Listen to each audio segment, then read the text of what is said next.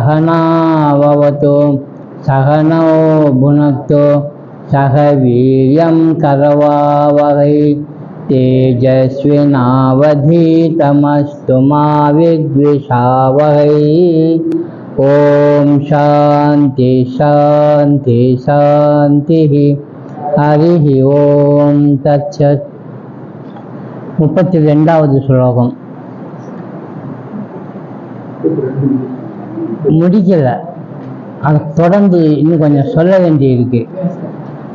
3 விதமான ஜீவன் இருக்கிறத இன்னும் கொஞ்சம் விளக்கமாக சொன்னாதான் அடுத்த ஸ்லோகம் கொஞ்சம் நல்லா புரியும்.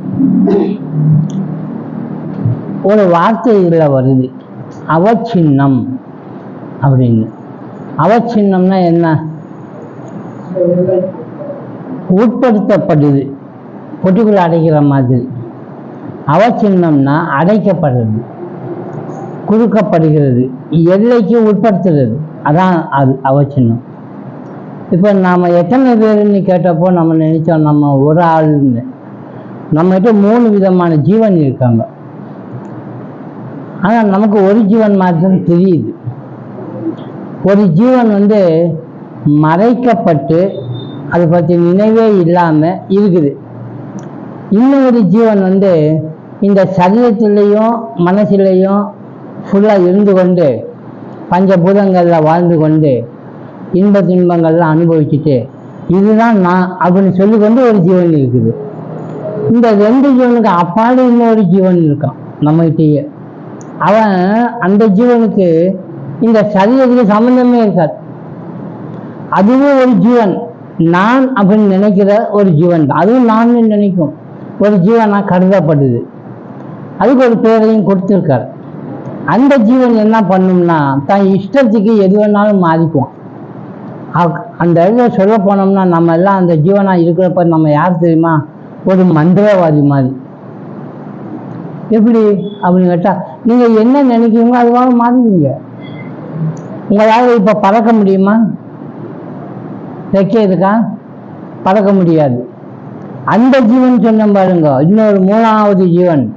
அந்த ஜீவனுக்கு ரெக்கை முளைச்சிடும். அவன் பறந்து பறந்து போவான். அவன் யானையாகவும் மாறுவான், தும்பிக்கையும் வரும். ஆனா அவன் தான் நான் அவன் புரிஞ்சு கொண்டிருப்பான். இப்ப என்ன பேர்ல உள்ளவனும் அவன் தான். ஆனா இப்படியெல்லாம் ஒரு கிளைமேக்ஸ் மாதிரி என்னென்னமோ பண்ணிட்டு இருக்காருல்ல, நிறைய விஷயங்கள் சேகரித்து தன்னை உருவகப்படுத்தி கொண்டு ஆனந்தப்படுறாரு பாருங்க. இதெல்லாம் என்ன? காக்காவை பார்க்குறீங்க, பருந்தை பார்க்குறீங்க, பார்க்குறப்போ இந்த மாதிரி நம்ம பறக்க முடியலையே அப்படின்னு நினைக்கிறீங்க. பறந்து ஆகணும். நீங்க ஒரு ஆசை வந்துருச்சு, எப்போ பறக்கலாம்? கனவுல தான் பறக்கலாம்.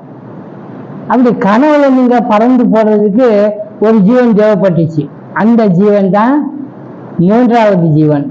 இவதான் அந்த 32வது சுலகத்துல 3 விதமான ஜீவன். அவச்சின்ன சிதாபாச திருதியக சொப்பன கல்பித்த விக்னேக திரிவிதா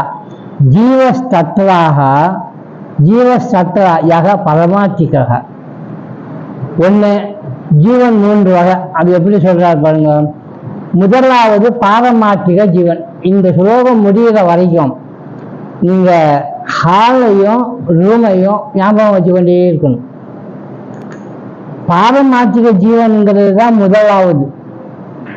இப்போ இந்த ஹால் ரூம்ல எது? அது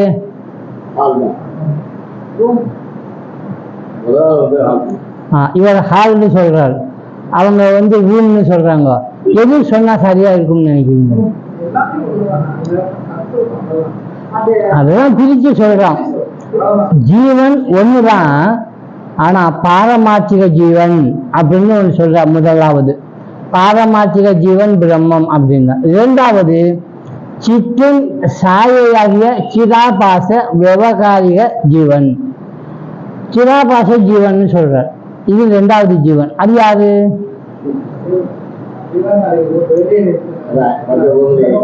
அதுதான் இப்ப நம்ம யாரோ அது சிதாபாசன் தான் உண்மையில நமக்கு பேரு.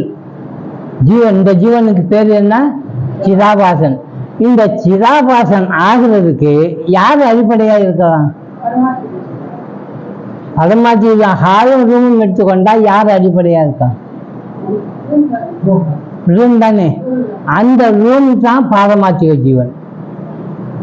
நம்ம ஹால்னு சொன்னோம் இல்லையா, ஹாலை இப்ப சொல்லக்கூடாது. பாரமார்த்திக ஜீவன் எதுன்னு கேட்டா, எது ஹாலும் ரூமும் ஒன்னா இருக்கக்கூடிய தன்மையில இருக்கக்கூடிய அந்த இடம். அவனுக்கு பேரு கிடையாது. இன்னும் அங்க பால் காய்ச்சிட்டு போய் ஸ்டோர் ரூம் ஆக்கல, பூஜா ரூம் ஆக்கல, அப்புறம் கிச்சன் ஆக்கல, வெறும் ரூம் தான் இருக்கு. கதவை போட்டு வச்சு 4 பக்கம் சோறு கட்டி கதவை போட்டு வச்சு, அதுக்கு இன்னும் பேர் கொடுக்கல. இப்ப அதுக்கு என்னன்னு பேர் சொல்றது? குழந்தை பிறந்துருச்சு, பேர் இன்னும் வைக்கல, என்னன்னு கூப்பிடுவீங்க? பேர் இன்னும் வைக்கல அப்படின்னா குழந்தைன்னு கூப்பிடுவோங்க. பாப்பா, அப்ப பேர் ஆயிடும். அது நிறைய பேருக்கு அப்படிதான் பாப்பா ஆயிடுச்சு. எங்க சின்ன பொண்ணு வருவா அப்படின்னு சொன்னாங்க ஒரு வீட்டுல, கூப்பிட்டுருந்தாங்க. வந்தா வயசான கிழவி, 80 வயசு. அது என்ன பேரு? சின்ன பொண்ணா. பேரை எப்படி வச்சு சின்ன பொண்ணா இருக்கிறப்போ வயசான பிறகு பேர் மாத்துறாங்களோ? பெரிய பொண்ணு மாற்ற முடியாது. சின்ன பிள்ளைகளே நீங்க பாப்பான்னு பேர் வச்சீங்கன்னா கதையை மட்டும் பாப்பாலாம் அவங்க.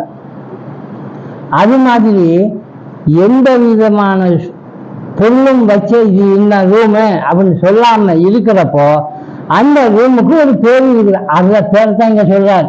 என்னன்னு? பாரமார்த்திக ஜீவன். கதை என்னன்னா, இந்த பாரமார்த்திக ஜீவன் ரூமா இருக்கிறதுக்கு முன்னால எங்க இருந்தவன் தெரியுமா? ஹால்ல இருந்தான். இப்ப பாரமார்த்திக ஜீவன் ஆன பிறகு அந்த ஹால்ல இருக்கக்கூடிய தன்மை முழுவதும் இதுக்கு வருது. மாறாது. அடைப்பட்டா மட்டும் மாறிடுமோ? அதனுடைய குணமொழியில் இருக்கத்தானே செய்யும், மாறாது. அதனால அதனுடைய சாயையாகிய அந்த சித்துங்கிற சைத்தன்யம் இருக்கு பாருங்க, பிரகாசம், அது கடன் வாங்குற மாதிரி அது இதுக்கு வருது. வர்றப்போ இங்க ஒரு விஷயம் உற்பத்தி ஆகுது, நான் அப்படின்னு. எப்போ? அதனுடைய சைத்தன்யம் பிரதிபலிக்கிறப்போ இந்த ரூமுக்கு. அப்பதான் சாட்சாத் இந்த ரூம் ஹாலுடைய தன்மை முழுவதும் பெற்று ஹாலா இருக்குங்கிறத மறந்து இந்த ரூமே நான் நினைச்சு ஜீவத்துவம் பெறுகிறான். அந்த ஜீவத்துவம் பெறுகிறப்ப நீங்க ஸ்டோர் ஆக்குங்க, கிச்சன் ஆக்குங்க, அது மாதிரி இப்ப நம்ம இருக்கக்கூடிய ஒரு சரீரம் எடுத்துட்டு வந்து அந்த பேரை வச்சுட்டோம். இப்போ இவன் சரீரம் எடுத்துட்டு வந்தவன்னு சொன்னோம்ல, எவ்வளவு காலம் இருப்பான், அப்புறம் போயிடுவான். இன்னொரு சரீரம் எடுத்துட்டு வருவான், திரும்ப போயிடுவான். இப்படி எத்தனை சரீரம்னாலும் வந்து போகும், வந்து போகும். எங்க எங்க வரும், எங்க போகும்? ரூம்ல வரும், பேர் வாங்க, அப்புறம் போயிடும். ஜவஹர்னு பேர் வாங்க, செத்து போயிடுவான். திரும்பி அதே ரூம்ல வரும், ரூம் செத்து போகாது. இவன் செத்து போனாலும் ரூமு அவன் அப்படியே தான் இருப்பான். இப்ப நீங்க யோசனை பாருங்க, இந்த ஜீவனுக்கு தான் சிதாபாச விவகாரிக ஜீவன். இப்ப இங்கதான் இது எல்லாமே நடக்கிறது.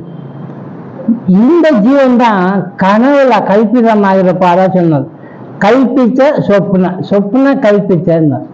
அந்த சொப்ன கல்பிதத்துல அவன் தன்னை நினைச்சு கொண்டு வாழ்றப்போ என்னென்ன நினைக்கிறானோ நினைவிலிருந்து எழுந்த ஒரு ஜீவன் அது.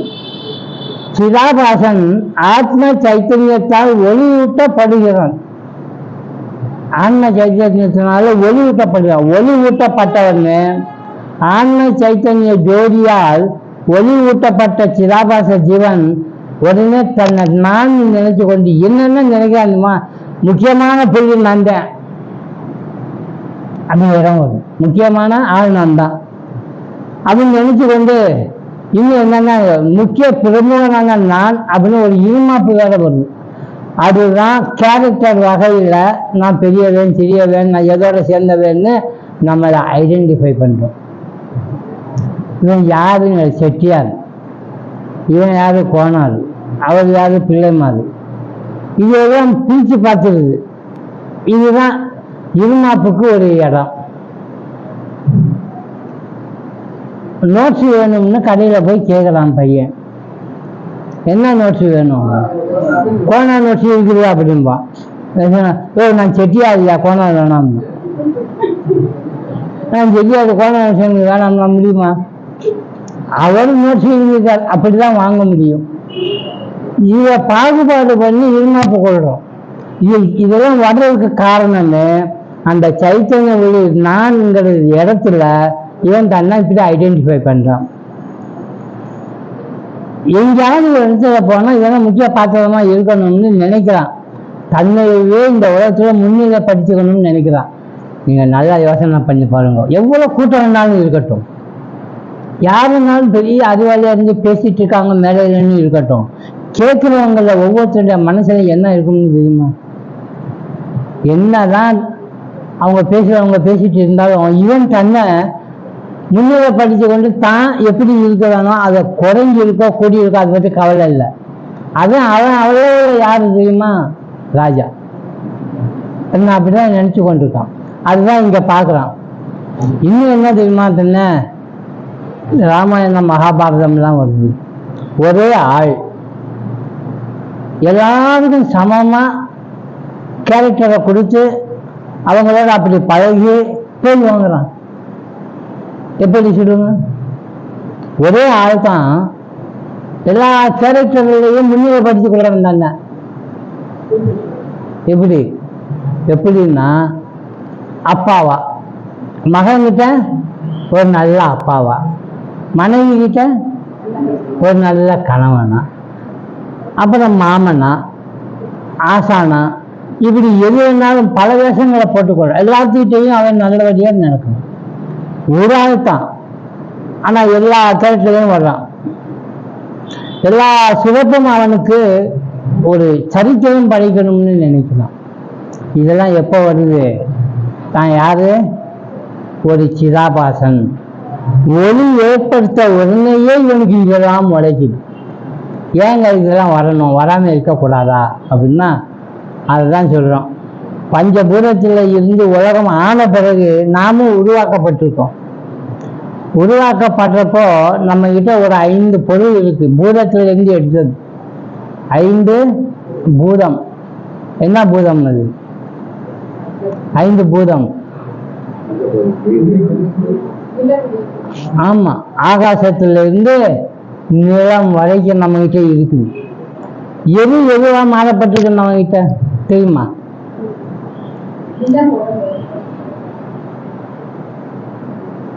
நல்ல யோசனை பாருங்க. 5 விதமான பொருள் இருக்கு. அந்த கரணமாகவும் இருக்கு, புலன்களாகவும் இருக்கு. புலன்கள்ல இருக்கிறப்ப அதனுடைய தன் மாத்திரையா இருக்கு. தன் மாத்திரை. அதாவது விளக்கு எரிச்சோம்னா அதுக்கு 2 குணம் வரும். ஒண்ணு ஒளி, இன்னொன்னு சூடு. 2 ஒருத்தன்கிட்ட இருக்கு இல்லையா? அது மாதிரி தான். தண்ணி எடுத்துக்குங்க, நாக்கு தான் அந்த தண்ணி. அதுக்கு 2 பொருள் இருக்கு. கர்ம யோகி ஒண்ணு, ஞானத்துல ஒண்ணு. ஞானத்துல எடுத்துக்கொண்டா ஊசி, கர்மத்துல எடுத்துக்கொண்டா பேச்சு. புலன்கள்லையே அது புறப்புலன்னு, இது அகப்புலன். அதுக்கு என்ன சொல்லுவோம்? பொறிகள் 5, புலன்கள் 5. 5 பொறிகள், 5 ஞானேந்திரியம், கர்மேந்திரியம் அப்படின்னு பேர் கொடுத்துருக்கோம். சாமி அது வெளியில விடுங்க, உள்ள போங்க. அந்த கர்ணம்னு 4 இருக்கு. 4 பேர் இருக்காங்க. இந்த அந்த கர்ணத்துல 4 பேர்ல யார் யாரு எங்க இருந்து வந்திருக்காங்கன்னு பாருங்க. புத்தின்னு ஒருத்தன் இருக்கான். அந்த கர்ணத்துல ஒரு ஆளு எங்க இருந்து வந்தவன் தெரியுமா? அவரு பஞ்சபூதத்துல எந்த பூதத்தினுடைய பெற்றோர்? அவர் யாரை பெற்று புத்தி வந்தது? யாருடைய தன்மாத்திரையிலே புத்தி ஆச்சு? இது நமக்கு தெரிஞ்சுக்கணும். அக்னி வெளிச்சம் தருதா? சூடு இருக்கா? வெளிச்சம் தருதுன்னா என்ன? விளக்கம் தருது. விளங்குல பற்ற வச்சோன்னு நமக்கு புரியுதில்ல, பொருளெல்லாம் தெரியுதில்ல. அது மாதிரி புத்திக்கு எல்லாம் தெரியும். உலகத்துல எல்லா பொருளும் தெரியுதுன்னா எந்த அந்த கண்ணம்? புத்தி தான் ஒண்ணு. இப்போ மனசை எடுத்துக்கோங்க. அது யாருக்கு வந்தவன்? ஒரு நிமிஷம் நிக்க மாட்டேங்குது. பஞ்சபூதத்தில் ஒரு நிமிஷம் நிக்காம சுத்த ஆள் ஒருத்தன் இருக்கான். ஆமா, அதான் அலைபாயுது, மனமும் அலைபாயுது. அவங்கிட்ட இருந்து வந்திருக்கான் இல்லையா? இன்னொருத்தன் இருக்கான் நீர் அப்படின்னு ஒரு ஆள். அதான் நம்ம கிட்ட இருக்கக்கூடிய சித்தம். மனம், புத்தி, அகங்காரம், சித்தம் இருக்கா? மனோ, புத்தி, அகங்காரம், சித்தானி நாகம். சித்தம்னு ஒண்ணு இருக்கா? சித்தம்னு என்ன? தண்ணி, இந்த குளத்தில் இருக்கிற தண்ணி மாதிரி இந்த சித்தம். அது எத்தனை எண்ணங்கள் வேணாலும் எழும். தண்ணிக்குள்ள இருந்து அலை எழுகிற மாதிரி, பபிள்ஸ் எழுகிற மாதிரி. எப்போ எது எழும்னு தெரியாது. எழ வைக்கிறது யார் யாரும் தெரியுமா? காது ஒருத்தன், கண்ணு ஒருத்தன்.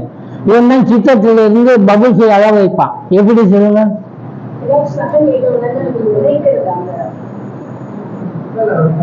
சத்தம் கேட்ட உடனே சொல்லக்கூடாது. சத்தம் கேட்ட உடனே துண்ணு கேட்டாச்சே காது அடிக்கிறது யார அப்படி சொல்லிடுவோம்.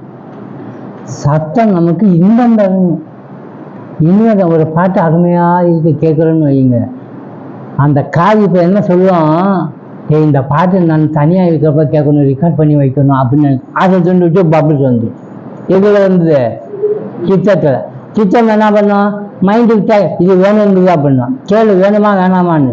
ஒன்று அவன் கொண்டு போய் புத்திகிட்ட கேட்பான், இது மாதிரி ஆசைப்படுதா பண்ணு, அப்படியா ரெக்கார்ட் பண்ணு அப்படின்னு புத்தி ஓகே கொடுத்துருவோம். ஓகே கொடுத்துட்டா ரெக்கார்ட் ஆச்சு. இப்போ கண்ணும் காதும் தான் சித்தத்தை உருவாக்குது, பபிள்ஸ் வர வைக்குது. பபிள்ஸ் வந்த உடனே புத்தி வந்து தீர்மானம் பண்ணிருக்குது. இது அத்தனையும் யாருக்காக? இந்த அந்த கண்கள ஒரு ஆள் இருக்கான், அதுதான் நான், அகங்காரம். அதுதான் நீ நினைக்கிறான் இதெல்லாம் வரணும்னு, இதெல்லாம் வேணும்னு நினைக்கிறான். அப்போ இந்த நான் அப்படிங்கிறது யார் பஞ்சபூதத்திலிருந்து, எந்த பஞ்சபூதத்திலிருந்து வந்ததான்னு நினைக்கிறீங்க? ஆகாசம் முடிஞ்சு போச்சு, வாயு முடிஞ்சு போச்சு, அக்னி முடிஞ்சு போச்சு, நீரும் முடிஞ்சு போச்சு. நிக்கிறது நிலம் ஒண்ணுதான். நிலம்னா என்னது? பிருத்திவி. பிருத்திவின்னா பிரகிருதி. கெட்டியா இருக்குது பூமி, கெட்டியா இருக்கா இல்லையா? அப்ப நம்ம கிட்ட இருக்கக்கூடிய மனம், புத்தி, சித்தம், அகங்காரத்துல மற்றதெல்லாம் இலக்கமா இருக்குது. எது கெட்டியா இருக்கு? இது பூமியிலிருந்து வந்த மாத்திர குணம். இவ்வளவு கெட்டியா இருக்க. இந்த கெட்டி தான் நான் பிடிச்சிக்கனால இந்த நான் ஒரு தடவை நமக்கு கெட்டியா இருக்கு. இழகணும், நம்ம இழக வைக்கணும். இந்த நான் இல்லாம பண்ணணும். அவன் நிலத்தை அடிச்சு தூள் தூளாக்கி மண் ஆக்கிடணும். அந்த நான் அப்படி ஆக்க முடியறதில்லை, பெருகிட்டே போகுது. நான் ரொம்ப பெரிய பெரிய அகந்த கூட்டிகிட்டே வரும். அகங்காரம் கூடுது அப்படின்னு சொன்னா அவனுக்கு இருமாப்பு நிறைய வரும். ஸோ இந்த நானை பற்றிங்கிறது, இந்த நான் தான் இப்போ எங்கே எப்படி உற்பத்தி ஆச்சு தெரியுமா? இந்த ரூமா இருக்கக்கூடிய இடத்துல நான் உற்பத்தி ஆனவுன்னு ஜீவத்துவம் வருது. அதுதான் இங்க பாரமார்த்திகனை அவச்சின்னம் என்று சாஸ்திரம் அழைக்கிறது. பாரமார்த்திகம்னா அந்த ஹால் ஒரு கட்டத்துக்குள்ள மாற்றிடுச்சுன்னா அவச்சின்னம் தானே. அவச்சின்னம்னா என்னது? எல்லைக்கு உட்படுத்தியாச்சு. இப்போ பாரமார்த்திகம் எல்லைக்கு உட்படுத்தினதா சொல்றாரு. அப்போ உட்படுத்தின பாரமார்த்திகம் எது? ரூம். அந்த ரூம்ல தான் இப்ப ஜீவத்துவம் ஏற்படுது. சாஸ்திரம் அது ஜீவத்துவம், அது பாரமார்த்தியம் சொல்லிச்சு. சாட்சியாக இருந்து ஜீவனை கவனிப்பதால் இது ஒரு குறிப்பிட்ட ஜீவத்துவ சாட்சியாக எல்லைக்கு உட்படுத்தப்படுது. மொத்தத்துக்கு சாட்சியாக இருக்கணும் ஹாலு. இந்த சின்னதா இருக்கிறப்ப எழுதுங்க அந்த நானை சாட்சியா பாக்குறான். இப்ப நம்ம எல்லாம் சாட்சியா பார்த்துட்டு இருக்கிறது யாரு? ஹாலா ரூமா? ரூம் நல்லா நீங்க குழப்பம். ஹால் இப்ப கொண்டே வரக்கூடாது, அது கர்மமே கிடையாது. அதுல அது சாட்சியா கூட இருக்கான்னு சொல்லக்கூடாது. அது பாட்டு சாட்சி யாருக்கு சாட்சி? இதெல்லாம் இருக்கு, இதுக்கெல்லாம் நான் சாட்சி, அதை பாட்டு நடக்கட்டும் அப்படிலாம் கிடையாது. அவரு அவர் தன்மாத்திரமா இருக்காது. இந்த ரூம்ல இருக்கக்கூடிய அந்த பிரதிபிம்பம் தான் வெளியில் இருக்கக்கூடிய ஜீவத்துவத்துக்கு சாட்சியாக இருக்கிறான். குறுக்கப்பட்ட அடைக்கப்பட்ட இந்த ரூம்ல எழப்பட்ட அந்த ஜீவனுக்கு சாட்சியா இருக்கான். அதனால இந்த பாரமாத்தியம் இப்ப என்னவா மாறிடுச்சு? பாரமாத்திய ஜீவன் என்னவா மாற்றி? சிதாபாச ஜீவனா சாட்சியா மாறிடுச்சு. ஜீவத்துவ சாட்சியாக குறைச்சிட்டோம் நம்ம. முடிவிலா ஆத்ம சைத்தன்யம் வரம்புக்குள் அடைப்பட்டது போல் உள்ளது. முடிவிலா ஆத்ம சைத்தன்யம் இது வரம்புக்கு உட்பட்டு நிற்குது. அடைப்பட்ட வரம்பு இடப்பட்ட ஆத்ம சைத்தன்யமே பாரமாத்திக ஜீவன். 3 ஜீவன்ல பாரமாத்திக ஜீவன் இது சாட்சி மாத்திரமாக இருக்கிறது. இது சாட்சியாகத்தான் இருக்கும். இது திருஷ்யமா இருக்குமா? அதான் முதல்ல படிச்சோம் தெரியுமா? சாட்சி திருஷ்யம்னாச்சு திருஷ்யம். இப்போ இந்த சாட்சியை நம்ம திருஷ்யமா கொண்டு போகக்கூடாது. இப்போ முதலாவதாக சாட்சியாக அவசின்ன ஆத்மா ஒண்ணு. இது காரண சூக்ஷ்ம ஸ்தூல சரீரத்தை அதனுடைய உபாதியை எடுத்துக்கொண்டு சிதாபாச அவசின்னம். சிதாபாசனா குறுக்கப்படுறான்.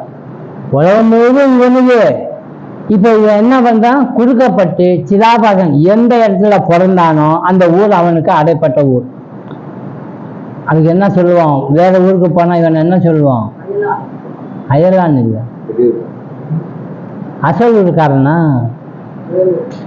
அசல் ஊரும்பா. அப்படின்னா இவனுடைய ஊர் இது கிடையாது, அசல் எங்கேயோ இருக்குது அப்படின்னு சொல்றதுக்காக அசல் ஊருங்கிறான். அப்ப அது அவன் போட்டு வச்சிடுறாங்க. வேடிக்கையாக சொல்லுவாங்க. ரெக்கார்டு எழுதிட்டே வர்றப்போ உன் பேர் என்ன சொல்லுவான். அப்பா அம்மா இருக்காங்களா? இருக்கு. வீடு இருக்கா? இருக்கு. ஓட்டு வீடா காங்கில் வீட்டா? காங்கில் வீடு ஓட்டு வீடு சொல்லுவான். சொந்த வீடா வாடகை வீடான்னா? வாடகை வீடுன்னா. ஊர் எது அப்படின்னு, ஒரு சொந்த ஊர் எது அப்படின்னு சொந்த ஊரை சொல்லுவான். ஏண்டா அவ்வளவு சொந்த ஊரே வச்சிருக்கிற ஒரு சொந்த வீடு வைக்கலையா? சிவகாசி அவன் சொந்த ஊரு அப்படின்னு. அப்ப சிவகாசி மொழி அவன் சொந்தமா? அந்த ஊர் அவனுடைய தான். வீடு மட்டும் வாடகைக்கு இருக்கேங்கிறான். அப்ப அந்த சொந்தம்னு கொண்டாடுப்பார். நான் திருப்பி வச்சிருக்கேன் சொந்தம் இல்லை. அதனாலதான் எந்த தேசமும் அவனுக்கு சொந்தம் கிடையாது. எல்லா தேசமும் நம்மளுடைய. எங்கேயும் போவேன் சொந்தமா நீங்க குறிப்பிட்டு ஒரு வட்டம் பட்டி இதுதான் என் ஊர்னு சொல்லிட்டீங்கன்னா நீங்க அவசியமான ஒரு ஜீவன். அதுல இருந்து விடுபட்டு வந்தீங்கன்னா எந்த தேசமும் தேசம் கிடையாது. அமெரிக்காவுக்கு போகக்கூடாது. லண்டன், அமெரிக்கா, அங்க இங்க ஆஸ்திரேலியா, சிங்கப்பூர் அங்க அப்படிலாம் போகவே கூடாது இங்க அப்படின்னு நிறைய பேர் விவேகானந்தருக்கு சொன்னார்.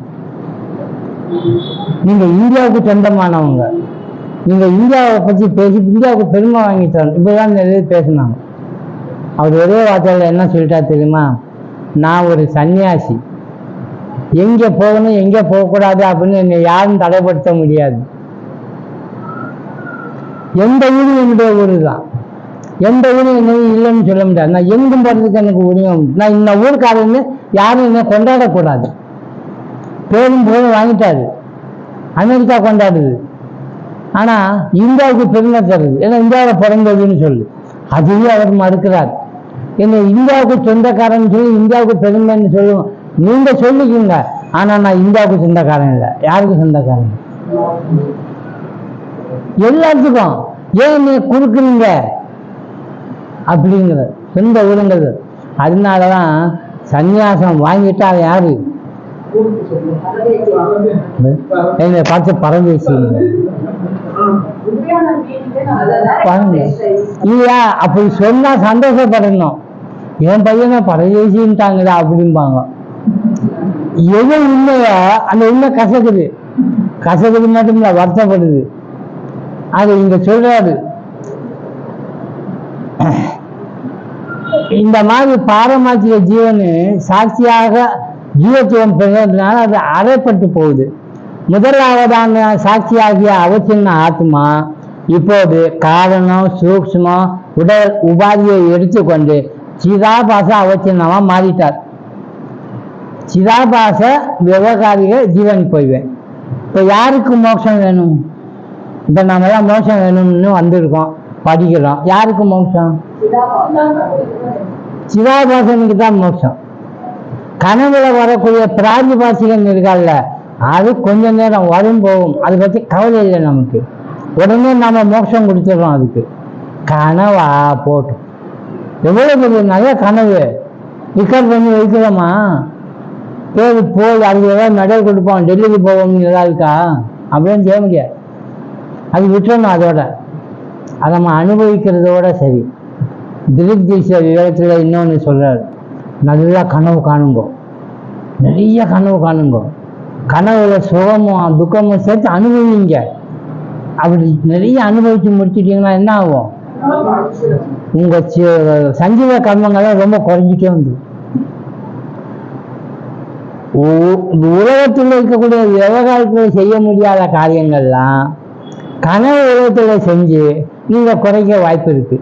ஆனா நாம என்ன பண்றோம்? போய் படுத்ததுதான் தெரியும், தூங்கி காலையில எழுந்திரிச்சிடும், கனவே வர்றதில்ல. யாருக்காவது தூக்கமே வரல, கனவு வருது, கனவுல என்னென்னமோ வந்துட்டே இருக்கு, தூக்கமே வரல அப்படின்னு சொன்னா புண்ணியம் செஞ்சாங்க. அவங்களுக்கே தெரியாம அவங்க ஒரு பெரிய காரியம் பண்ணிட்டு இருக்காங்க. கனவு இல்லாத தூக்கம் இருக்கக்கூடாது. அப்போ ஆழ்ந்த உறக்கத்துல என்ன நடக்கும்னா, அமைதியா நம்ம போய் நம்மளுடைய இடத்துல உட்காந்துருக்கோம், அதுவும் உண்மைதான், கனவு கிடையாது அது. இப்போ நம்ம என்ன பண்ணிட்டு இருக்கோம்னா, 3 சரீரத்திலையும் உழன்று கொண்டிருக்கிறோம். காரண சரீரம், சூக்ஷ்ம சரீரம், ஸ்தூல சரீரம். ஸ்தூல சரீரங்கிறது கட்டாகக்கூடிய இடம், மற்றபடியெல்லாம் சூக்ஷ்ம சரீரமும் காரண சரீரமும் அவித்யையும் நம்மகிட்ட இருக்கக்கூடியது அப்படியே இருக்கும். எப்போ? எந்த காலத்துல? மரணம் வந்தாலும் எது போகும் நம்ம கிட்ட இருந்து? நம்ம கையில விரல்ல நகம் வளருது, நிறைய வந்து பெருசா என்ன பண்ணலாம்? கட் பண்ணி எடுத்துடலாம். அது மாதிரி நம்முடைய உடல், அந்த உடல்ல இந்த சரீரம் மட்டும் கட் பண்ணி எடுத்துருவோம். அதை சொல்றாரு இவர், அந்த வந்த இமே தேகாக நித்திய யுக்த சரீரினக அநாசினோ அப்பிரமேயசிய தஸ்மா யுத்திய சுபாரத்தை. அநாசினோ அப்பிரமேயசினா அழியாத, அளவிட முடியாத இந்த ஆத்மா, சரீரங்களை உடைய ஆத்மா நித்தியமடை. சரீரங்கள் 3 சரீரங்களையும் கொண்டிருக்கக்கூடிய இந்த ஆன்மா நித்தியமானது. சரீரம் மட்டும் என்ன போயிடும் அப்படின்னு சொல்றாரு. அதனால சொன்னாரு, ந ஜாயத்தே மிரியத்தேவா கதாச்சின் நாயம் பூத்வா பவிதாவா ந பூயக சொல்லிட்டு அது என்னென்னவா இருக்குது? அஜக, நித்யக, சாஸ்வதோயக, அயம் புராணக ந ஹன்யத்திய ஹன்யமானே சரீரே. அதை கொன்னாலும் கூட அது கொல்லப்படுறது இல்லை. இப்ப நம்ம எங்க பார்க்கணும்? உதாரணத்துல ஹாலை பார்க்கணுமா, ரூமை பார்க்கணுமா? ரூமை பத்தி தான் சொல்லிட்டு இருக்கிறார். என்ன அழகா இந்த சுலோகம் ரூம் சொல்லிருப்போம்.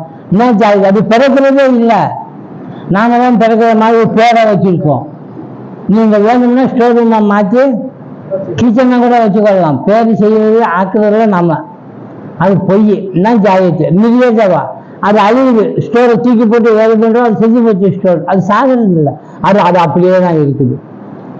நாயம் பூத்தா பவித்தாவான்னா பூஜாக, இது வளரவும் இல்லை, இருந்தும் இல்லை, இன்னும் போயிடும்னு சொல்றதுக்கும் இல்லை. ஏன்னா கட்டணம் எடுத்த உடனேயே அது அங்கதான் இருக்குது, எங்கேயும் போய் கலக்கல. இருந்துச்சு, இப்போ எங்க போச்சு? அது அதுக்குள்ள நுழைஞ்சிச்சு. அது நுழையவும் இல்லை, போகவும் இல்லை, அது ஆக்கப்படவும் இல்லை, அழிக்கப்படவும் இல்லை. இதைத்தான் இங்க சொன்னார். இது ரொம்ப அருமையான சுலோகம். இது எதை மாதிரிடா அப்படின்னு கேட்டா, அவர் இன்னொன்று தேகினோஸ்மின் யதா தேகே கௌமாரம் யௌவனம் ஜரா ததா தேகாந்தர பிராப்தி. ஞானி இந்த உடல் அழிவை பற்றி கவலைப்பட மாட்டான். ஏன்னா உடல் எப்படி இளமை, குழந்தை பருவம், வாலிப பருவம், முதுமை பருவம் எல்லாம் வந்தோம், உடல் அப்படியே நாம இருக்கோமோ அது மாதிரி நாம அந்த ரூம் மாதிரியே இருப்போம். அந்த ரூம்ல தான் என்னென்ன வரும், ஒரு அடைப்படப்பா இன்னொரு அடைப்படப்பா இன்னும் பழந்தமோ இதுவும் வந்து போயிட்டே இருக்கும். ஆனால் ரூம் என்ன செய்யும், எல்லாம் இதுவே வந்துச்சு, அதுக்கெல்லாம் அப்பப்போ அது சாட்சியாகுது. அது அவன் புரிஞ்சு வேண்டாம். இதைத்தான் இங்க சொன்னாரு. அப்போ சிதாபாசன் விவகாரிகமா இருக்கிறப்போ அவனை கர்மம் செய்ய வைக்கிறதும், கர்மத்தில் அவன் தூண்டப்பட்டு காரியங்கள் செய்கிறதும், அனுபவிக்கிறதும், துக்கம் சுகம் எல்லாமே எது மையமா போகுது, எதனால அதெல்லாம் அனுபவிக்கிற மாதிரி ஆயுது அவனுக்கு? ஒரே ஒரு தப்பு பண்ணனாலதான். அது யாரு? அதை மறந்து நான் சொல்லிக்கொண்டு விவகாரத்துல மாட்டி கொண்டான் பாருங்க.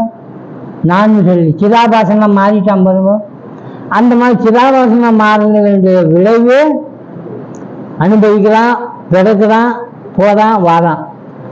அப்ப பயப்படவும் செய்யறான். எப்படி பயப்படுறான்?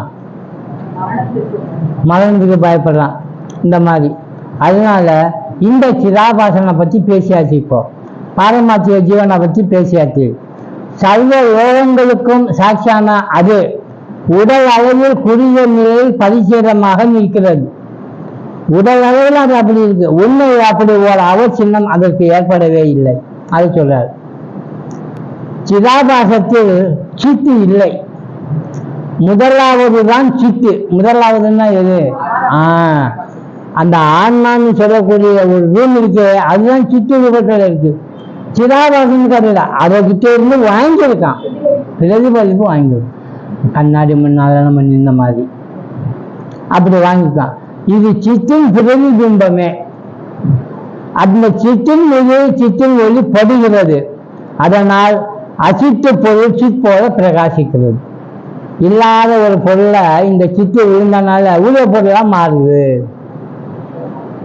நம்ம எத்தனையோ ஒரு டம்மி பொருளை ஒரு செல்லு போட்டோம், இல்லாட்டி கீ கொடுத்தோம், ஓட வைக்கிறோம். அது எப்படி ஓடுது? உலகத்துல ரொம்ப விஷயம் ஜெயாந்திகா இருக்கும். ஆனா இந்த சித்துன்னு சொல்லக்கூடிய ஜீவத்துவம் இருக்க, அது எதை நோக்கி பயணம் பண்ணுது? தன்னுடைய உண்மையான சுரூபம் எது, அதை பார்த்து பயன்படு. விவேகானந்தர் ஒரு உதாரணம் மேல்நாட்டில் கேட்டார். அவங்களுக்கெல்லாம் ஆச்சரியமா இருந்தது. ஒரு நிலத்துல பூமியில நீங்க 2 பாலத்தை வச்சு இன்ஜினை கட்டி பெரிய கூட்ஸ் வண்டியோ ட்ரெயினோ ஓட்டுறீங்க. எவ்வளவு நீளம் இருக்கு? 1 கிலோமீட்டர். ஜெய்ஜாண்டிகா அது போகுது, மூவ் ஆகுது. ஜெய்ஜாண்டிகா எவ்வளவு பாராட்டணும், திறமை பாருங்க. அத்தனை பெட்டியும் தூக்கிட்டு நடக்குது. அதுக்கு பக்கத்துல ரயில்வே தண்டவாளத்துக்கு பக்கத்துல அதே லெவல்ல ஒரு பூச்சி இப்படி இப்படி போகுதுன்னு வைங்க. இந்த பூச்சியை பாராட்டுவீங்களா, ட்ரெயினை பாராட்டுவீங்களா? எது ஜெய்ஜாண்டிகா இருக்கு உங்களுக்கு? ட்ரெயின் தானே. ட்ரெயின் எப்படி போகுது இப்படி கேட்குறப்போ எல்லாரும் இதுல என்ன இருக்குது, பூச்சி இப்படி மெல்ல மெல்ல போகுது, இதை விட ட்ரெயின் தானே ஜெய்ஜாண்டிகா இருக்கு அப்படின்னு.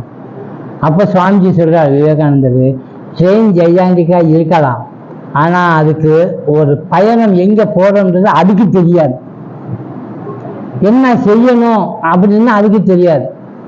யாரோ முடிக்க விட்டாங்க, அது போகுது, அவ்வளவுதான். ஆனா இது தூண்டி இருக்கலாம். அது நடக்கிற ஒவ்வொரு ஸ்டெப்பும் எதை நோக்கி போயிட்டு இருக்கு? தான் யார், நான் எங்க போய் என் பயணத்தை முடிச்சுக்கணும் அப்படின்னு நினைச்சு இந்த பூச்சி தான் நடக்கிற ஒவ்வொரு ஸ்டெப்பும் ஆன்மாவை நோக்கி போகுது. அதைத்தான் சொல்றாரு, எவ்வொரு சொல் ஈச் சொல் இஸ் பொட்டன்சியலி டிவைன். அந்த பொட்டன்சியலி டிவைனை நோக்கி இது பிரயாணம் பண்ணுது. ட்ரெயின் எந்த பொட்டன்சியலி டிவைன் நோக்கி பயணம் பண்ணுது? இல்லை, அதுக்கு எதுவுமே இல்லை.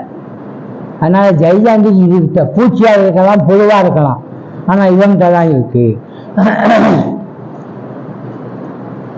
அவசின்ன நிலையிலும் ஆத்மா போத சுரூபமாகவே இருக்கிறது. அவசின்னம்னா என்னது? அடைக்கப்பட்டிருந்தாலும் இது ரூமு, அது ஆத்மாவா தான் இருக்கு, போதமா அறிவுறதா தான் இருக்கு, சொரூபமா தான் இருக்கு. சைத்தன்யத்தை இழந்து விடுதலோ குறைவதோ மாறுவதோ இல்லை. மாறுமா? ஒரு ஹாலு கட்டிலுக்கு முன்னால ஒரு வெளி கட்டி முடிச்சாருன்னா நீங்க ஒரு பேரை கொடுக்குறீங்க. வெளிக்கும் இருக்கும் ஏதாவது மாற்றம் இருக்குமா? அது அப்படியே தான் இருக்கும். எப்போதும் போல சுத்த புத்த முக்த ஆத்மாவாகவே உள்ளது. எது? அது ரூம். சுத்த நிச்சயமாகவும் புண்ணிய பாவ ரகிதமாகவும் உள்ளது. இவை அதன் சொரூபம். ஆனா இதுல இருந்து நான் விடுபடணும், நான் உண்மையை புரிஞ்சுக்கணும், நான் எங்கேயோ போகணும் அப்படின்னு நினைக்கிறது இந்த ரூமா இல்ல ஜீவத்துவமா? ஜீவன் தானே. ஜீவனுக்கு தான் விடுதலை அடையணும்னு ஆசை. ஏன்னா அவன் தப்பா புரிஞ்சதுனால. சூத்து சொரூபம் சுயம் பிரகாசமானது. வேலென்றால் வெளிச்சப்படுத்தப்பட்டு காட்சி ஆவதில்லைங்கிறார். இன்னொரு பொருளாக அது காட்சி இல்லை. இதனால மற்ற பொருள் தெரியுது அப்படி சொல்ற. ஆகையால் அவசின்னமாகிய சாட்சி என்று அறியக்கூடிய ஆத்மாவே பாரமார்த்திக சத்தியம். இவ்வளவு நேரம் சிதாபாசனை பற்றி பேசணும். இப்போ பாரமார்த்திக சத்தியம்ங்கிறது எது? அந்த ரூம். அந்த ரூம் தான் ஹாலாவும் இருக்கு, ரூமாவும். ரூமா இருந்தவன்னு அவசின்னமாயிருச்சு, அடைப்பட்டுருச்சு, அதுக்கு புத்தி இல்லாமல் போயிடுச்சு, அது அஞ்ஞானத்தில் இருக்கு அப்படின்னு சொல்ல முடியாது. ஏன்னா அது திரிகுண ரகிதம், ஏக்கம், நித்தியம், பாவாதீதம். அது சொல்லப்படுது எல்லாமே. இன்னும் சொல்ல போனோம்னா இந்த அவசின்னம் ஆனாலும் அது அழியாம இருக்குது. நீ என்னன்னாலும் பண்ணுங்க, அது அழியாது. அதனால்தான் பகவத்கீதையில அவர் சொன்னார், அனாசனம் அப்புறமேசிய. அது அளவில்லாதது, அழியாதது, அளவிட முடியாதது. அந்த ரூமை கொள்ளுங்க, ரூம் பண்ணுங்க அப்படின்னு சொல்ல முடியாது உங்களால. எதை இல்லாம பண்ணலாம்? சோறை இடிச்சு தூக்கில் ஆக்கி விட்டா இப்போ ரூமு இல்லை அப்படின்னு சொல்லலாம். ரூமுக்கு ஏதாவது பாதிப்பாச்சா? ஒரு பாதிப்பும் இல்லை. அது அப்படியே இந்த கட்டுறப்பவும் அப்படிதான் இருந்தது, கட்டாமல் இருந்துப்போம் அப்படிதான் இருந்தது. நீங்க தான் கட்டிட்டு ஒரு பேரை வைக்கிறீங்க, அழிச்சிட்டு திரும்பவும் அது ஹால்னு சொல்றீங்க.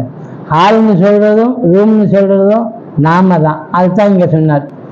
இரண்டாவது ஜீவனாகிய சிதாபாசன், முதலாவதாகிய சாட்சி அவசின்ன ஜீவநிலையை பெறுகிறது. இப்போ இரண்டாவது ஜீவனாகிய சிதாபாசன், முதலாவது ஜீவனாகிய அவசின்ன பாரமாத்தியம் இருக்குல்ல, அதை எடுத்துக்கொண்டு இவன் ஜீவனா ஆகிறான். சாட்சி சைத்தன்யம் அவசின்னம் பிம்பம், சிதாபாசம் அதன் பிரதிபிம்பம். இந்த கண்ணாடிக்கு முன்னாடி நம்ம நின்ன மாதிரி உண்மையான அவசியம் பிம்பம் இது முதல்ல இருக்கிற பாரமாத்தியம். அது பிரதிபிம்பித்தது கண்ணாடியில். அந்த கண்ணாடியில் பிரதிபிம்பிக்கிறது தான் நானா ஜீவவாத கட்டளையில் என்ன சொல்றாங்க, இந்த பிரதிபிம்பம் பிரதிபிம்பம்னு சொல்றீங்களே, அது எந்த ஒளி பிரதிபிம்பம் ஆகுது, ரெஃப்ளெக்ஷனு அப்படின்னு கேட்குறான். அப்போ பிரம்மத்தினுடைய ரெஃப்ளெக்ஷன் நம்ம கிட்ட இருக்கக்கூடிய பிரகிருத்தியில, பஞ்சபூதத்துல, அந்த கரணத்துல எங்க ஆகுது அப்படின்னு கேட்டா புத்தியில பிரதிபிக்கு. புத்தியில பிரதிபிம்பிக்கிறப்போ அவனுக்கு என்ன உற்பத்தி ஆகுது? நான் அப்படின்னு உற்பத்தி ஆகுது. அதனால இப்ப கூட சொல்றேன் கேளுங்க, வேற வேற சாஸ்திரம் படிக்கிறப்போ அந்த காரணம் மொத்தம் எத்தனை? அந்த கரணம் மட்டும் எத்தனை? 4 தான் சொல்றோம். ஆனா பஞ்சபூதத்திலிருந்து வந்தது அந்த கரணம்னா 5 தான் இருந்திருக்கணும். அந்த 5 என்னன்னு நான் அப்புறம் ஒரு நாள் சொல்லியிருக்கேன். 4 வச்சுக்குவோம். 4 சொல்லுங்க. மனம், புத்தி, சித்தம், அகங்காரம்.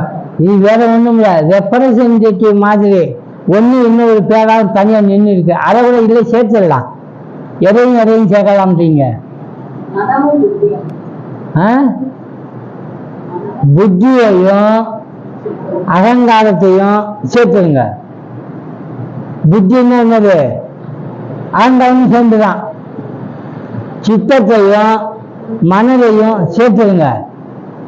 சித்தமும் மனமும் ஒண்ணுதான். இப்ப 2 மட்டும்தான் இருக்கு. எது?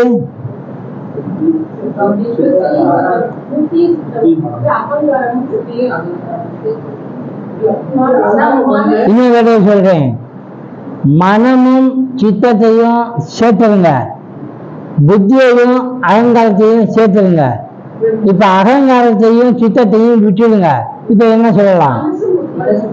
அதான் மனமும் புத்தியும் தான். மனம் தான் சித்தமா உருவெடுத்தது, புத்தி தான் அகங்காரமா உருவெடுத்தது. காரணம், பாரமாத்திக ஜீவனான அந்த பிரதிபிம்பம் புத்தியில இருந்தனால நான் இதுதான் அந்த அன்னில முன்னால வரான், அது அகங்காரமா. அதனாலதான் அந்த நிர்வாண சட்டத்தை படிக்கிறப்போ சங்கராச்சாரியாரு அந்த கணக்கு 4 சொன்னாரு. முதல்ல 2 எப்படி சொன்னார் தெரியுமா? மனோ புத்தி அகங்கார சித்தானி நாகம்.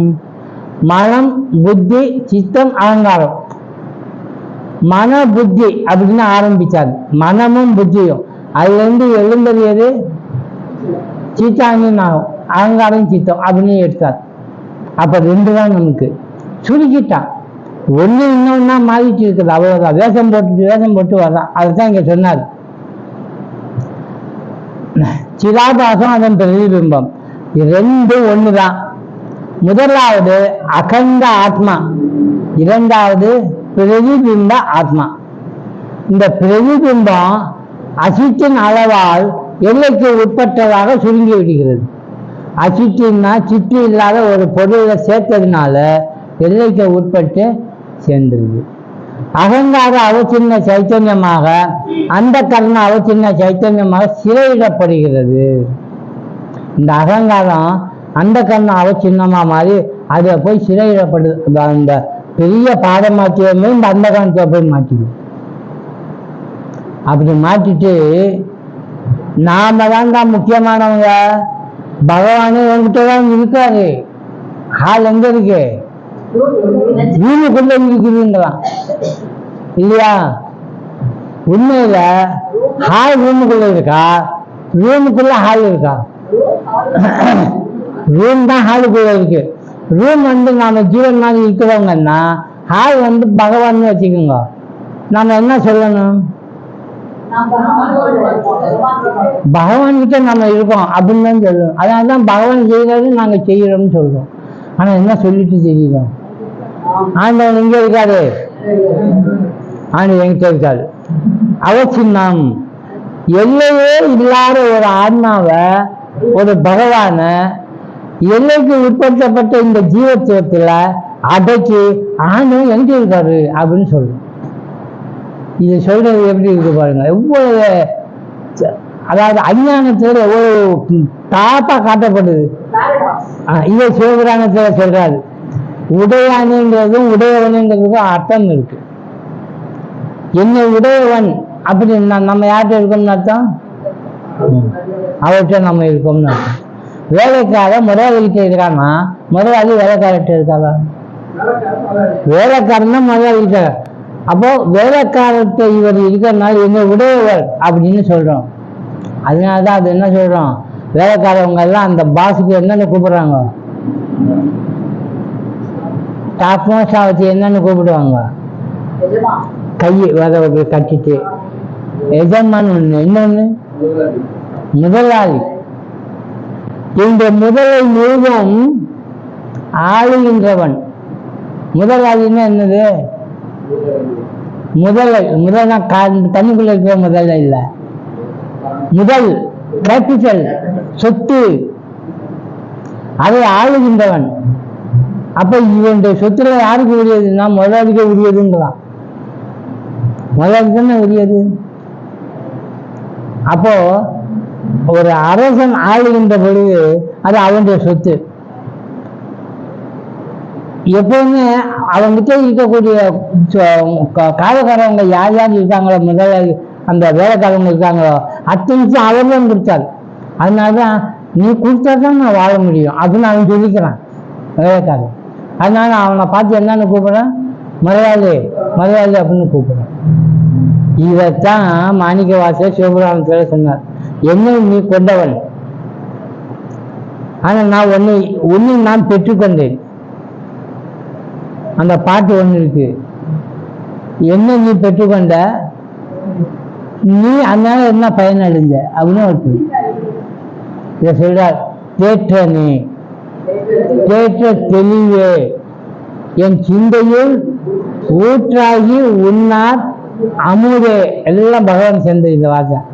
உடையானே, என்ன நீ உடையவன்? அப்போ பகவான் கிட்ட நான் இருக்கேன் அப்படின்ற வார்த்தையை சொல்ற. நாம அதை மாற்றி ஆண்டவன் இருக்கார் அப்படின்னு சொல்றாங்க. காரணம் இருக்கு. அந்த ரூம் எப்பவுமே நான் ரூம் இல்லை, நான் ஹாலு அப்படின்னு நினைச்சுட்டே இருந்தான்னு வைங்க, யாருக்கு பெருமை? அடைப்பட்டான். அந்த ஆண்டவனையும் நான் அடைச்சிட்டேன் பார்த்தியா, அது ஏன்ட்டே இருக்கான் அப்படின்னு சொன்னா இவன் ஜீவத்துவம் பெறல, விவகாரிகத்துல வரல. எங்க நிற்கிறான்? தயவு ரிட்டர்ன் போயிருக்கான். ரிட்டர்ன் போய் ஹாலை நினைக்கிறான். அந்த ஹாலுக்குள்ள நான் இருக்கேன், நான் தான் ஹாலு அப்படின்னு சதா சர்வ காலமும் அதையே நினைச்சிட்டே இருக்கான். அதனாலதான் இவன் இந்த பகவானை பற்றி எழுதுறதுக்கு யாராலையும் முடியாது. அதன் சொன்னாதான் எழுத முடியும். நாமெல்லாம் எழுதுறதுக்கு தகுதியே இல்லை. அதனால அவர் சொன்னார், சிவன் அவன் என் சிந்தையில் நின்று அதனால் அவன் சொன்னதான் நான் எழுதுகின்றது. அவன் அருளாலே அவன் தாய் வணங்கி எதுக்காக எழுதுவேன்? சிந்தை மகிழர் சிவபுராணம் தன்னை நம்ம கிட்ட இருக்கக்கூடிய எல்லா சம்ஸ்காரங்களும் போயிடுச்சுன்னா நமக்கு எவ்வளவு சந்தோஷமா இருக்கும். அதுதான் சிந்தை மகிழ. போச்சப்பா, எனக்கு இணையே கிடையாது, நான் பிறக்கவே மாட்டேன். புனரப்பி ஜனனம் புனரப்பி மரணம் அந்த வார்த்தையே இல்லை என்கிட்ட இருக்கிற சம்ஸ்காரங்கள் ஒதுங்கி போச்சு. சிந்தை மகிழ சிவபுராணம் தன்னை முந்தை வினை முழுதும் ஓய உரைப்பண்யான். அப்ப அவனை பத்தி நான் சொன்னேன்னா அந்த கருத்தை நம்ம வாங்கி கொண்டே இருந்தோம்னா நம்ம என்ன ஆயிடுவோம்? வினையெல்லாம் போய் நம்ம யாருன்னு நம்ம கண்டுபிடிச்சிடுவோம்.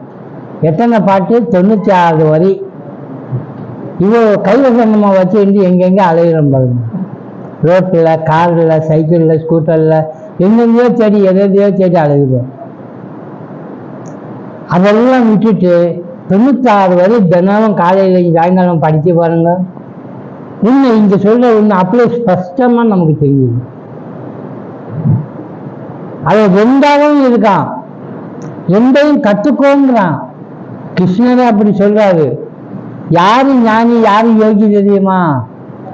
பிரம்மனை பற்றி தெரிந்து கொண்டவனும் பிரம்மத்தினாலே ஏற்படுத்தப்பட்ட இந்த பிரபஞ்சத்தை பற்றியும் அறிந்து கொண்டவனும் ரெண்டையும் எவன் தெரிந்து கொண்டிருக்கிறானோ அவன் தான் உண்மையை அறிந்து கொண்டவன். தஸ்மின் திருஷ்டே பராவரே. நம்ம போன சுலோகத்தில் படித்தோம். தஸ்மின் பரா அவரே, படம் அவன் இரண்டையும் படித்தவன் எவனா அவன். அவன் தான் எல்லாத்தையும் தெரிஞ்சு கொண்டான் அப்படின்னு சொல்றது. ஆக ரெண்டையும் தெரிஞ்சு கொண்டோம், ஒன்று மட்டும் தெரிஞ்சு கொண்டோம்னா குழப்பமாகும். கயிற்றை தெரிஞ்சுக்குங்க, பாம்பை பற்றியும் தெரிஞ்சுக்குங்க. கயிறும் பாம்பும் தெரிஞ்சிச்சு, அது கயிறா பாம்பா குழப்பமா இருந்தது. கண்டுபிடிச்சிட்டீங்க என்னன்னு, கயிறுன்னு. இப்ப பாம்பையும் பார்க்குறீங்க, கயிறு வேண்டா பாம்பா தெரிஞ்சதுன்னு. இப்ப கயிறுடைய விஷயத்தை தெரிஞ்ச பிறகு பாம்புடைய விஷயத்தையும் தெரிஞ்சு கொள்ளணும். தெரியலன்னா கயிறுடைய தன்மை நம்ம மறந்து போயிடுவோம். அதே பகவான் தானே இத்தனை இருக்கு. ஏன்னா அந்த ரெண்டு பொருளா மாறிடும். கயிற்ற பாம்பா பார்த்தோமா, நம்ம என்னென்ன பார்த்தோம் அங்க? கயிற்றையும் அப்ப ரெண்டு பொருளை பார்த்தோம். அப்ப ரெண்டு பொருள் அங்க இருக்கு, அப்படியா? கயிறு பாம்பா தெரிஞ்சுது. இப்ப எத்தனை பொருள் அங்க இருக்கு? ஒரு பொருள் தான் இருக்கு. பாம்பா தெரிஞ்சதும் கயிறு தான். கயிறு என்ன செய்யணும் அது செய்யும், பாம்பு செய்யாது ஒண்ணும் செஞ்சிடும்னு நம்ம நினைச்சோம். அதனாலதான் அது பயந்துட்டு இருந்தோம். அதுவும் பகவான் தான் அப்படின்னு தெரிஞ்சா நம்ம பக்கத்துல போயிட மாட்டோம். ராமகிருஷ்ணா படம் அருமையா ஒரு சின்ன உதாரணத்துல சொல்றாரு. காளி தேவி, பகவதாரிணி காளி, பார்த்தா பயமா இருக்கு, நாக்கை நீட்டிட்டு இருக்கு, கண்ணு அதிசயமா இருக்கு, கையில அருவாத்தெல்லாம் வச்சிருக்காங்க, யாரையோ கொண்டுட்டு தலைவாரி பிடிச்சு வச்சிருக்கிறா. அங்க போய் தாயே அம்மான்னு கும்பிட்டா பயம் வராது? பயந்து தான் கும்பிடுவோம். இந்த பயம் போடுறதுக்கு என்ன செய்யுது? என்ன செய்யலாம்? இந்த பயம் போகணும். அந்த காதியை பார்த்து கும்பிடுறதுக்கு என்ன செய்யணும்னா ஒரே ஒரு வேலை தான் செய்யணும். ரொம்ப சிம்பிளா செஞ்சுட்டாரு ராமகிருஷ்ணர். ஏய், எதுக்கு பயப்படுற? நீ வித்தியாசமா பார்த்துட்டு இருக்க, அதான் உனக்கு பயமாகுது. அது யாரு? உங்க அம்மா. உங்க அம்மா உனக்காக என்னத்தையோ பண்ணிட்டு இருக்கா, கோபத்துல இருக்கா, ரோஷம் கோபத்தோடு இருக்கிற மாதிரி தெரியுது. ஆனா உங்க அம்மாவை கோபம் வந்தா உனக்கு பயம் வருமா? அம்மாவை கூட்டி போவான், அம்மா இந்த தெருவில் இந்த பையன் அடிச்சு போட்டான் அப்படின்னு போய் சொல்லும். இந்த அம்மா போகும், யாராது அப்படின்னு பாசப்படியில் நின்றுட்டு கோபத்தோட கூப்பிடுவாங்க. இவன் பக்கத்துல முந்தாங்க பிடிச்சிட்டு நின்றுட்டு இருப்பான். அம்மா கோபமும் ஆலோசனமா சத்தம் போட்டு கத்திட்டு இருக்கும் வாசப்படியில, யார் அது வாவிலேன்னு. இந்த ஆக்கிரகமா கத்துற அம்மாவை பார்த்து அந்த குழந்தை என்ன செய்யும்? பயப்படுமா? சேவையோட பிடிச்சிட்டு பக்கத்துல நிற்குது, அம்மாவை கோபம் வந்துச்சு அப்படின்னு. என்ன நினைக்கணுமா? எங்க அம்மா கோபம் வந்துச்சு, இந்த பையன் பாடு என்ன ஆகுதான்னு அப்படிதான் நினைச்சிட்டு இருக்கோம். ஏன்னா அந்த கோபமும் அந்த செயலும் யாருக்கு? இந்த குழந்தைக்காக. அப்படி நம்ம நினைச்சோம்னா பயம் போயிடுது. அதனாலதான் அந்த பாரமார்த்திகமும் இந்த விவகாரிகமும் ரெண்டையும் வேறுவதா பிரிச்சு இது அவித்யை அதுதான் ஞானம் அப்படின்னு பிரிக்காதீங்க. அதுவும் இதுவும் ஒண்ணுதான். ஏன்னா ரெண்டா கிடையவே கிடையாது. அதைத்தான் இங்க சொல்ல வந்தார்.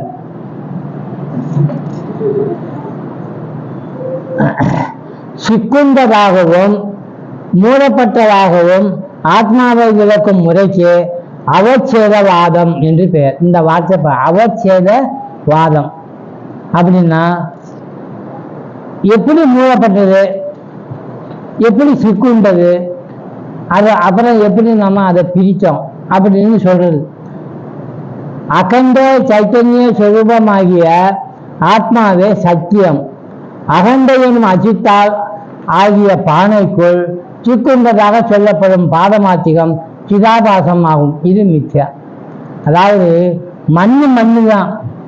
மண்ணு பானை ஆயிடுச்சு. இப்ப நம்ம பானையை பார்க்கிறோம். பானை என்னது? மண்ணு தான். ஏன் பானையா பார்க்குற? அது பானையா இருந்தான்னா உடைச்சி திரும்பவும் கீழே விழுந்தாங்கன்னா அது மண்ணு தான். அதை சொல்ல வராது. இப்ப மூன்றாவது விஷயம், இது பாரமாத்திகமும் சிதாபாசம் பற்றி சொல்றோம். மூன்றாவது ஜீவன் இந்த சுலபத்தை சொல்ல கல்பித்த சொப்பன கல்பித்த ஜீவன் அப்படின்னு சொன்னார்.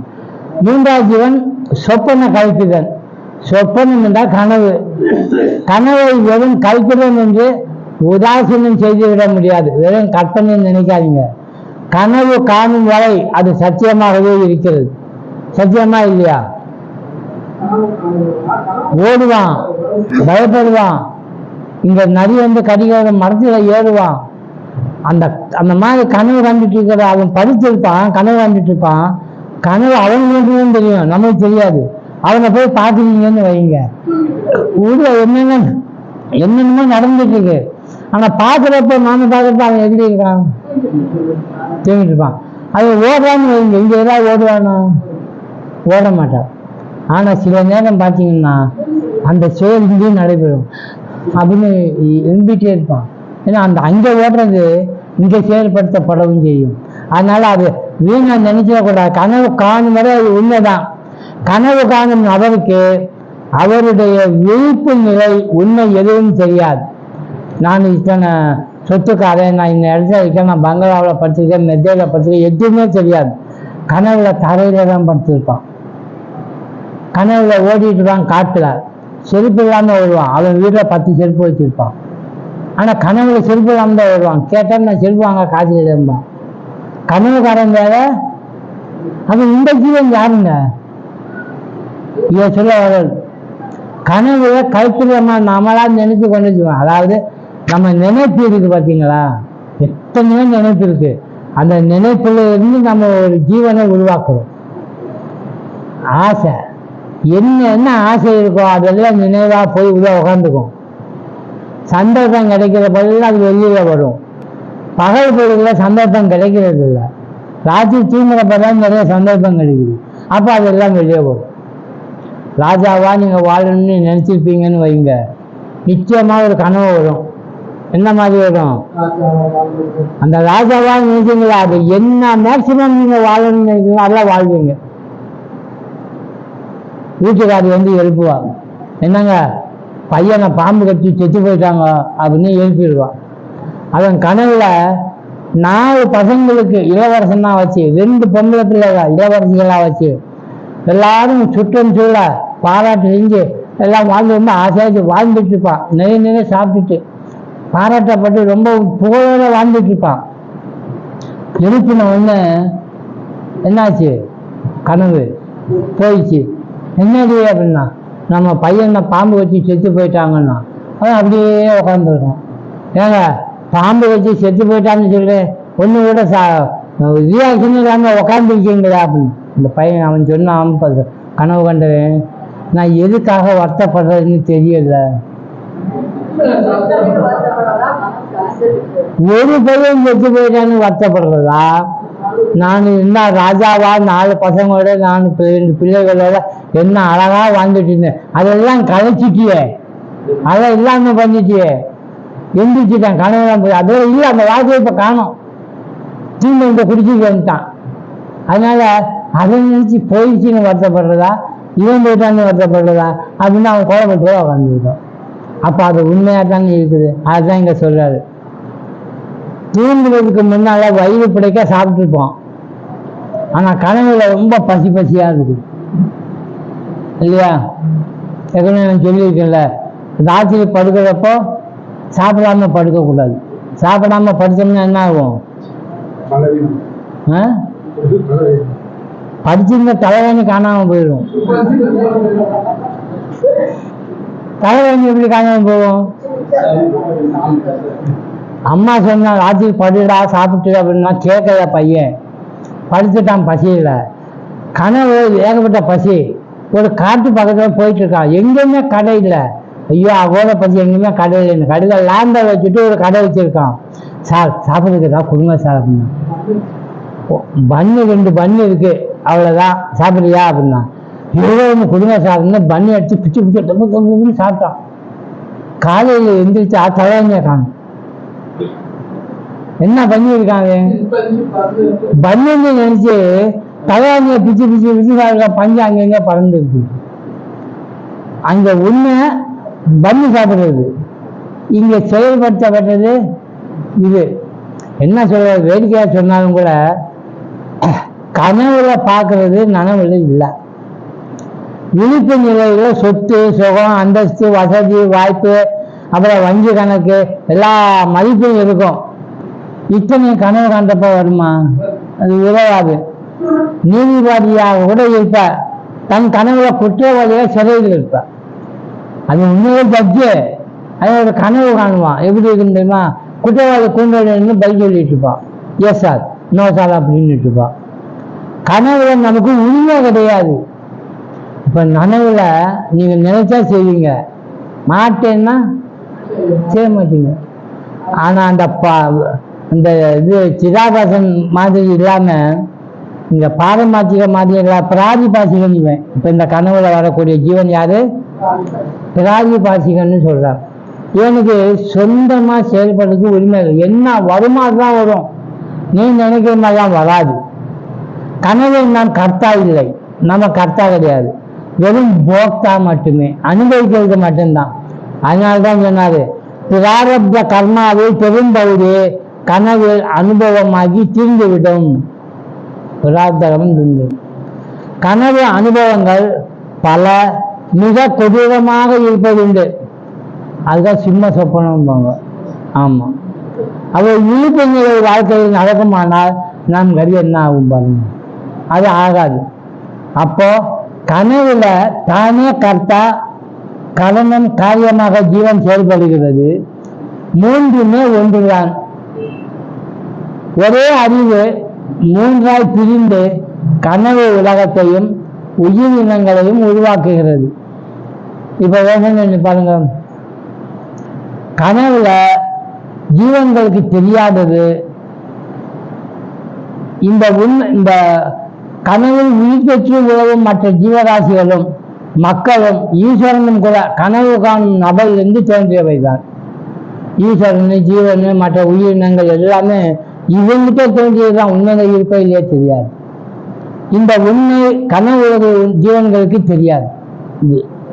அவர்கள் இந்த உண்மையை எதன் மூலம் அறிய முடியும்? இதற்கென்று பிரத்யேகமான பிரமாணம் அவர்களுக்கு தேவை அல்லவா?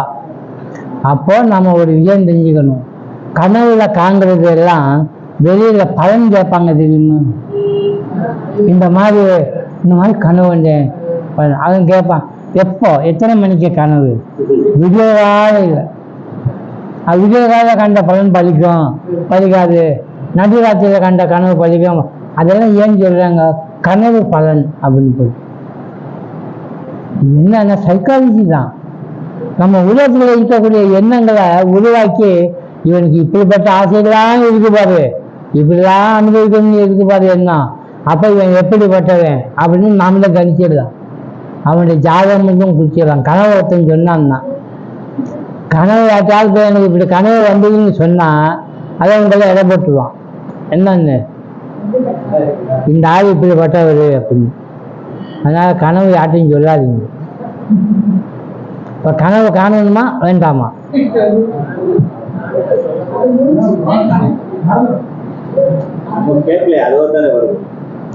அதுவாதான் அது வரும்.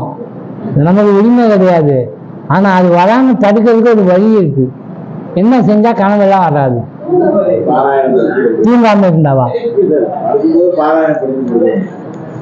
கரெக்டா சொல்லுங்க. யாராவது பிரைஸ் தரு. கனவே வராம இருக்கணும். எந்த நிலைமையிலையும் தூங்கினாலும் சரி முடிச்சாலும் சரி இந்த மாதிரி கற்பனைகள் எல்லாம் வராம இருக்கும்னா நம்ம என்ன செய்யணும்? என்னமே இல்லைன்னா நீங்க மோசம் அடைஞ்சிருக்கீங்க.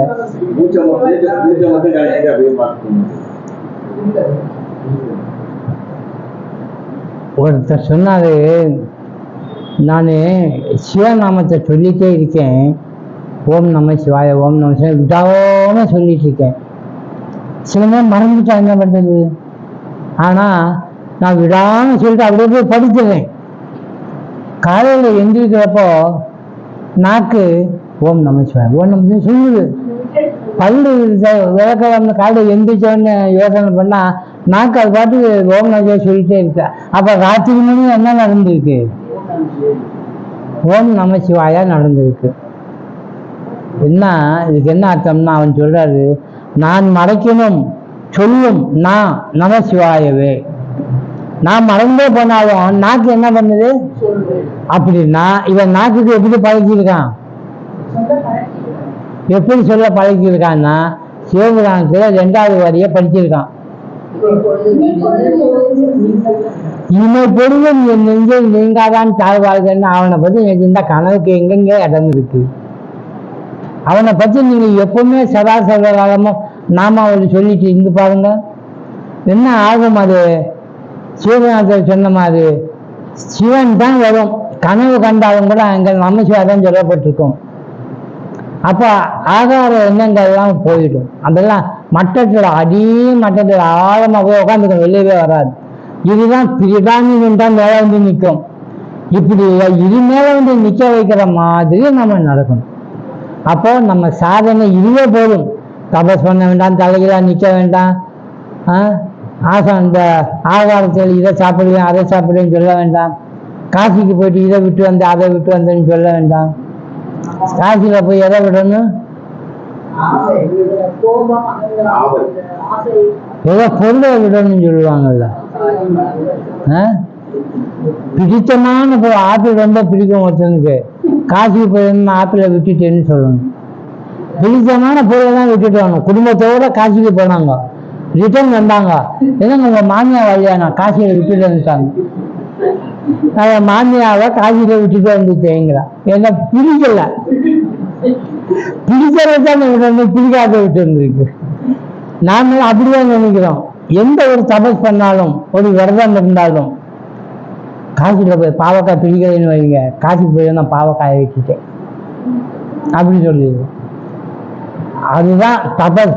நாக்கு ருசிக்கு கேட்குதுன்னா நம்ம பேச்சு நாக்கு கேட்கணும் அப்படின்னு சொல்லி ரெண்டாச்சும் கேட்கா இன்னைக்கு சாப்பிடாதுன்னா நாக்கு சரி சொல்லணும். அதை பார்த்தா நாக்கில் தண்ணி விடக்கூடாது, அப்படி பழக்கிடணும். அப்போ அது சொன்ன பேச்சு கேட்குது. புலன்கள் நமக்கு அடிமையாக வாழணும். இல்லைன்னா மலர்ந்த புலனைந்தும் வஞ்சனை தானே செய்யுது, அதுக்கு நம்ம சரிங்கிறோம். விலங்கு மனம், விலங்கு மனத்தால் அவனுக்கு பூஜை செய்கிறோம், பூவை போடுறோம், மந்திரம் சொல்கிறோம்னு சொல்லிட்டு ஏமாத்துறோம். அவன் சொல்கிறான், விலங்கு மனத்தால் விமலா உனக்கு கலந்த அன்பாகி கசிந்து உரி உருவும் நலம்தான் உருகி உருகி ஒன்று கும்பிடுவேன். இப்படியெல்லாம் செய்யறவங்க உண்மையில் அப்படி இல்லை. அப்போ ஒன்று ஏமாத்துற மாதிரி இருக்கு. ஃபார்மாலிட்டிக்கு நம்ம செய்வோம். அது எப்போ நம்ம உள்ள போய் உண்மை ஆகுதோ அப்போ இந்த பிராதிபாசிக ஜீவனும் போய் சிதாபாச ஜீவனும் போய் பாரமாத்திய ஜீவனில் நம்ம நின்றுடுவோம். அது தெரிஞ்சு வந்த உடனே நாங்கள் பாரமாத்திக ஜீவன் அப்படின்ற நினைப்பு நிறைய இருக்கணும். இருந்துச்சுன்னா மற்ற ஜீவனம் தானாக குறைஞ்சிடும். அடுத்த நிமிஷமே நம்ம என்ன செய்யலாம், வெற்றியா கடனுக்கு வராமல் போயிடலாம். கண்டுபிடிச்சிட்டோம்ல, இங்கே போக வேண்டிய அவசியமே இருக்காது. அந்த மாதிரி சொல்லப்படுது. இது முடிஞ்சது. 33 ஜீவத்துவம் எப்படிதான் வந்துச்சு, அதை எப்படி நீக்கலாம் அப்படிங்கிறத 33ல் படிப்போம். அடுத்த வாரம் பார்க்கலாம். சிவம் சொல்லுங்க. ஓம் சகனா பவதோ சகனோ புனக்தோ சக வீர்யம் கரவாவகை தேஜஸ்வினாவதீதமஸ்து மா வித்விஷாவகை. ஓம் சாந்தி சாந்தி சாந்தி. ஹரி ஓம் தத்சத்.